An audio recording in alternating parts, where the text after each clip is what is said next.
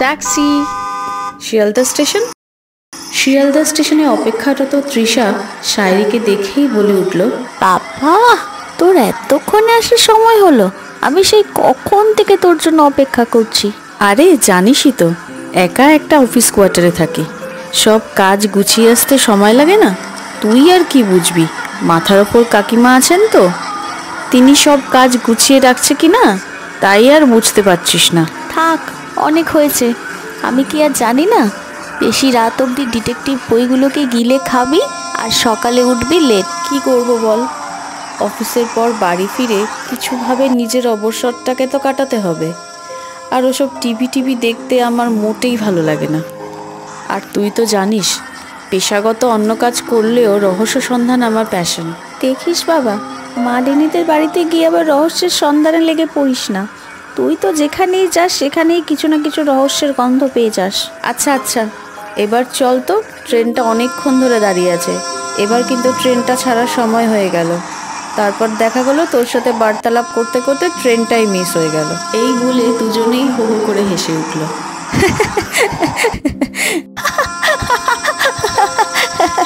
আমরা দুই বন্ধু মিলে যাচ্ছি আমাদের বন্ধু মালিনীর বাড়িতে। কিছুদিন হলো মালিনীর ঠাকুরদা গত হয়েছেন। মালিনীদের দেশের বাড়ি বর্ধমান জেলার অন্তর্গত মোহিনীপুরে। ঠাকুরদা যে সময় গত হন তখন মালিনীর অন্য ভাই বোনেরা কেউ আসতে পারেনি, যেহেতু তারা সব চাকরি সূত্রে অন্য রাজ্যের বাসিন্দা। তাই এখন সব বাড়ি ফিরেছে ঠাকুমার সাথে দেখা করতে। শুনেছি মালিনীর ঠাকুরদা সেকেলের জমিদার ছিলেন, তার অনেক জায়গা জমিও আছে। হঠাৎ করেই তিনি গত হন। মালিনীও আমাদেরকে ডেকে নিল, বলল একসাথে খাওয়া দাওয়া গল্পগুজব হবে। এছাড়াও বিশেষ একটা কারণও আছে বলল। এখন মালিনীর ঠাকুমা তার বড় ছেলে এবং ছোট ছেলের সঙ্গে এই বাড়িতে থাকেন। এমনিতে আমি ঘুরতে ভালোই বাসি, ওই যে আগে বললাম একলা থাকি কি না, তাই যে যেখানে ডাকে মোটামুটি চেনাশোনার মধ্যে হলে চলে যাই। আর এমন সুযোগ কেউ ছাড়ে নাকি যেখানে একসাথে জমিদার বাড়ি দেখার সৌভাগ্য হবে আর ঘোরাও হবে। তাই অফিস থেকে ছুটি নিয়ে চলে এলাম। বর্ধমানে নেবে আমরা একটা টোটো নিয়ে মালিনীদের ঠাকুরদার বাড়ির উদ্দেশ্যে রওনা হলাম। জমিদার বাড়ির নামে মালিনীদের ঠাকুরদার বাড়ি এই মোহিনীপুর এলাকায় বেশ প্রসিদ্ধ। তাই টোটো চালককে একবার বলাতেই সে একদম আমাদের জমিদার বাড়ির সামনেই নামিয়ে দিয়ে গেল। টোটোর ভাড়া মিটিয়ে আমরা গেট দিয়ে ভেতরে প্রবেশ করলাম। গেট দিয়ে ঢুকে লম্বা সিমেন্ট বাঁধানো রাস্তা।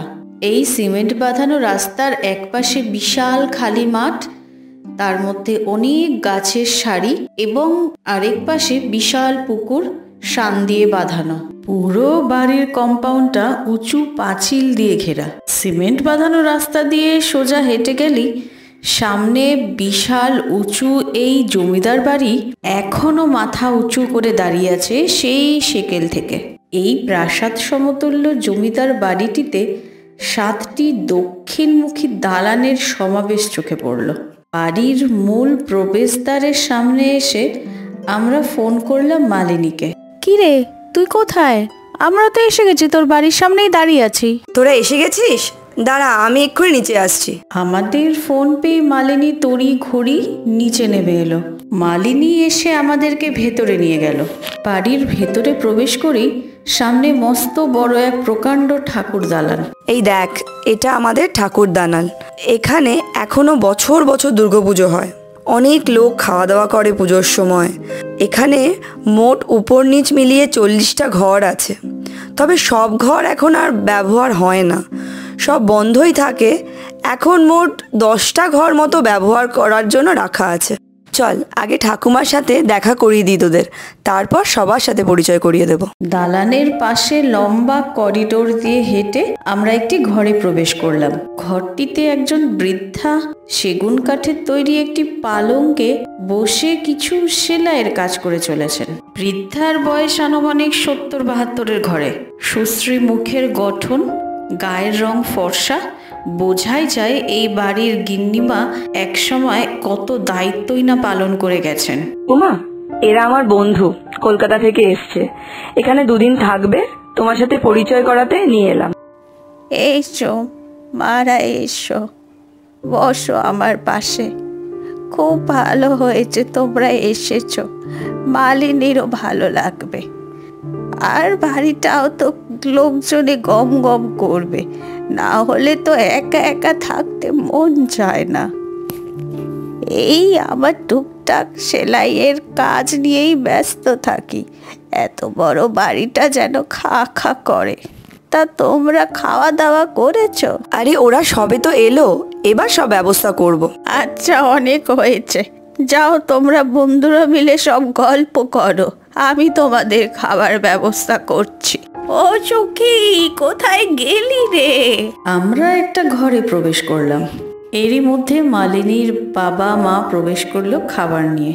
নাও দেখি, একটু কিছু খেয়ে নাও, অনেক দূর থেকে এসেছো, খিদে নিশ্চয়ই পেয়েছে। কাকিমা, আপনি আবার এত কিছু করতে গেলেন কেন? আরে তোমরা আসবে আগে থেকে মালিনী তো বলেছিল, তাই সব গোছানোই ছিল। আমাদের বাড়ি চিনতে কোনো অসুবিধা হয়নি তো? না না কাকু, আপনাদের জমিদার বাড়ির নাম বলতেই এক কথায় টোটো চালক নিয়ে এলো। হ্যাঁ, তাই এই অঞ্চলের সবাই এক কথায় আমাদের বাড়িটা চেনে। ইনি আমার কাকা মশাই, ইনি বড় জেঠু। ছোট কাকিমা গত হয়েছে তা অনেক বছর হলো। ভাই বোনেরা সব কালই বেরিয়ে গেল রে, তোরা যদি কাল আসিস তবে দেখা হয়ে যেত। ওদের কি থাকার ঘরের ব্যবস্থা হয়েছে? হ্যাঁ, সুগেকে দিয়ে সব ব্যবস্থা করিয়ে রেখেছে। আমাদের 3 জনের একটি ঘরেই থাকার ব্যবস্থা হয়েছে। রাতে খাওয়া দাওয়া সেরে আমরা 3 জন একত্রে বসলাম। তোদের বাড়িটা কিন্তু বেশ রে মালিনী। তোদের একটা কথা না বলে কিছুতেই শান্তি পাচ্ছি না, যার জন্য তোদেরকে এত দূর ডেকে আনলাম। আর আমি জানি শায়রি এসব নিয়ে চর্চা করে। শায়রি, তুই যদি কিছু সাহায্য করতে পারিস, হয়তো একটু বেশি আবদার করে ফেলছি, কিন্তু কি করি বলতো, তোদের ছাড়া আমি আর কাউকে এই কথাগুলো বলতে পারছি না। এত দ্বিধা করছিস কেন? বলি ফেল না, দেখি তোর জন্য কি করতে পারি। ব্যাপারটা হলো, আমার ঠাকুরদা গত হয়েছেন তা প্রায় 1 মাস হলো। ওনার মৃত্যুটা ডাক্তার হার্ট ফেল হয়েছে বলে রিপোর্ট দিয়েছে, কিন্তু জানি না আমার কেন মনে হচ্ছে এই মৃত্যুটা স্বাভাবিক নয়। আচ্ছা, সবার আগে বলতো এই বাড়িতে কে কে থাকে? তবে শোন, প্রথম থেকেই তোদেরকে সবটা বলি।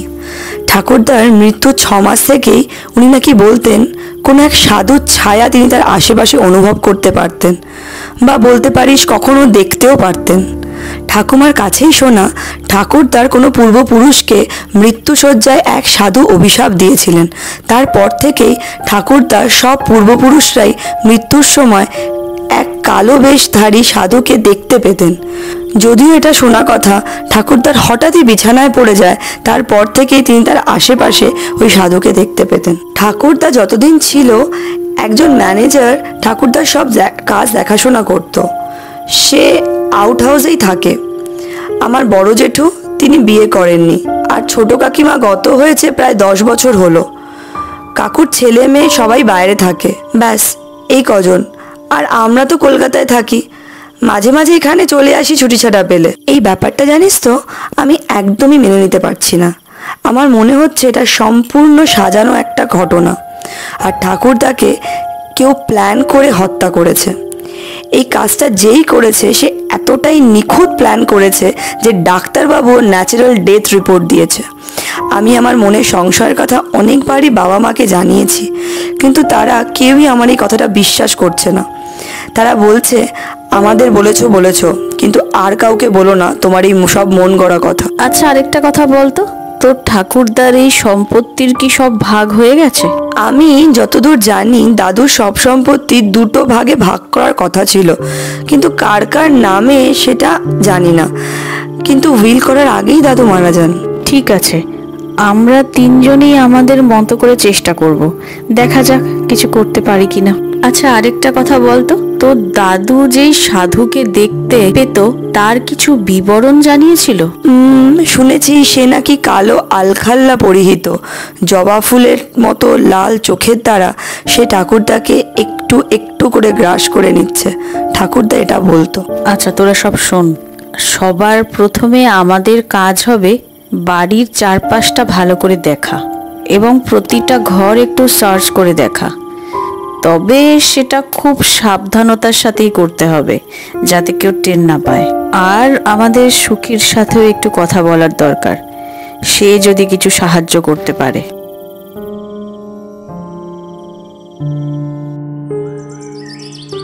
পরের দিন আমরা সুখীর সাথে কথা বললাম এবং তাকে ম্যানেজ করে প্রতিটা ঘর সার্চ করার ব্যবস্থা করলাম। সুখীর থেকে জানতে চাইলাম সে কোনো কালো বেশধারী সাধুকে দেখেছেন কিনা। সেও বলল যে সে নাকি একজন কালো বেশধারী সাধুকে কখনো দেখেছেন। সেও বলল এক সাধুর কালো ছায়া সে অনুভব করেছে। তবে এটা কতটা সত্যি সেটা বলা মুশকিল।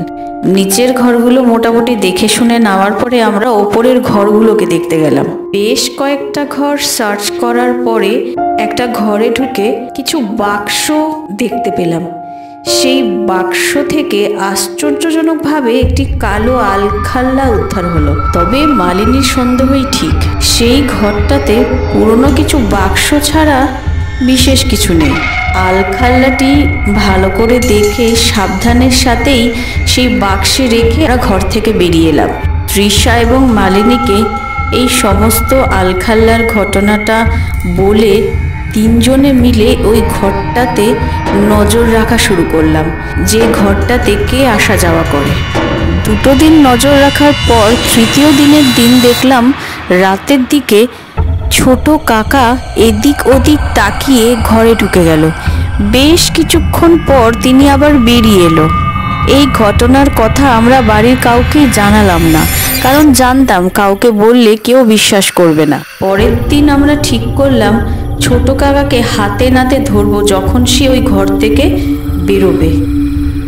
সেই মতোই আমরা ছোট কাকুকে তিনজনে মিলে নজরে নজর রাখতে শুরু করলাম। আর এমন একদিন এলো যেদিন রাতের বেলা সবার নজর এড়িয়ে ছোট কাকু ওই ঘরে ঢুকলেন এবং তক্ষুনি আমরা তাকে হাতে নাতে ধরে ফেললাম। ছোট কাকু, এত রাতে তুমি এই ঘরে কি করছো?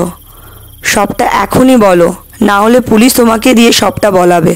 আমি জানতে পেরে গেছি দাদুর মৃত্যুর পেছনে তোমার ষড়যন্ত্র আছে। এদিকে তৃষা বাড়ির সব সদস্যকে ডেকে ওই ঘরের সামনে এনে জড়ো করেছে। হ্যাঁ, আমিই বাবাকে মেরেছি। রোজ রাতে বাবার অভ্যাস ছিল খাওয়ার পরে একটি পান ওনার চাই। আমি এই পানের মশলার মধ্যে স্লো পয়জন দিয়ে একটু একটু করে ওনাকে শেষ করেছি। তার সাথে কালো আলখাল্লা পরে বাবার আশেপাশে থেকে ওনার মধ্যে আতঙ্ক সৃষ্টি করেছি। বাড়ির সবাই ভাবলো সাধুর অভিশাপ বাবার উপর নেমে এসছে। রাতে মা ঘুমিয়ে পড়লেও বাবা বয়সের কারণে ঘুমাতেন না, আর আমি এই সুযোগেই জানলা দিয়ে বাবাকে দেখা দিতাম। একদিকে স্লো পয়জন আর অন্যদিকে সাধুর বেশ দেখে বাবা খুব সহজেই হার্ট ফেল করলেন, যেটা আমি চেয়েছিলাম। আর আমার উপর কারো সন্দেহ হলো না। তোর এমন কি প্রয়োজন হলো যে বাবাকে মেরে ফেলতে হলো? কি প্রয়োজন তোরা কি বুঝবি? 103-এর ছেলের ব্যথা। কথা শোনা মাত্রই সবাই নিজেদের মধ্যে জটলা শুরু করলো। হ্যাঁ, আমি সতীনের ছেলে। তোর মাকে জিজ্ঞেস করে দেখ, উনি আমার মা নয়, উনি আমার বাবার প্রথম পক্ষের স্ত্রী, আর আমার মা বাবার দ্বিতীয় পক্ষের স্ত্রী। আমার যখন বছর 5 বয়স তখন আমার মা মারা যান, আর আমি কোনোভাবে জানতে পেরে গেছিলাম যে ইনি আমার মা নন। বাবা মাকে তার স্ত্রীর মর্যাদা দেননি, আর আমি ছেলে হয়েও আজ অব্দি ছেলের মর্যাদা পেতাম না। বাবা সব সম্পত্তি তোদের 2 ভাইয়ের নামেই করে দিতেন। আমি জানতে পেরেছিলাম বাবা সম্পত্তি 2 ভাগ করেছেন, আর সেটাতে আমার নাম থাকবে না। আমি নিশ্চিত ছিলাম তা তোর আর দাদার নামেই হতো সব। তাই আমি ওনাকেই পৃথিবী থেকে সরিয়ে দেওয়ার সিদ্ধান্ত নিই সব ভাগাভাগির আগে। তুমি ঠিকই শুনেছ, তোমার বাবা 2টোই ভাগ করেছিলেন। সেটা তোমার আর তোমার মেজদার নামে। তোমার বড়দা বিয়ে করেনি, আর তার কোনো সংসারও নেই। তাই তোমাদের বাবা ঠিক করেছিলেন সব জমি চাষবাস ও আমাদের ব্যবসা থেকে যা আয় আসে তার একটি ভাগ তোমার বড়দার নামে হবে। সে যতদিন জীবিত থাকবে সে এই ভাগ পেয়ে যাবে, আর বাকি সব সম্পত্তি তোমার এবং তোমার মেজদা এই দুজনের নামে হয়ে যাবে। আর তুমি যে বলছো তোমার মায়ের কথা, তোমার মাকে উনি কখনোই অধিকার থেকে বঞ্চিত করেননি, কিন্তু সব সম্পত্তি তোমার মা নিজের নামে লিখিয়ে নিতে চেয়েছিলেন। তোমার বাবাকে চাপ দিয়ে নিজের নামে সব সম্পত্তি করে নিতে চেয়েছিলেন, আর তাতে তোমার বাবা রাজি হয়নি। তারপরেই তোমার মা এক কঠিন রোগে আক্রান্ত হয়ে মারা যান। তারপর থেকে তোমাকে নিজের ছেলেদের থেকেও বেশি আদরে মানুষ করেছি।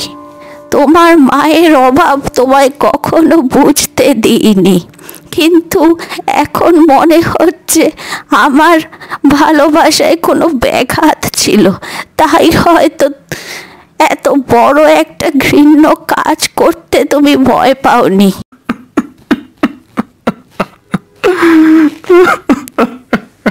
বাবা, বাইরে পুলিশ এসে গেছে কাউকে নিয়ে যাওয়ার জন্য।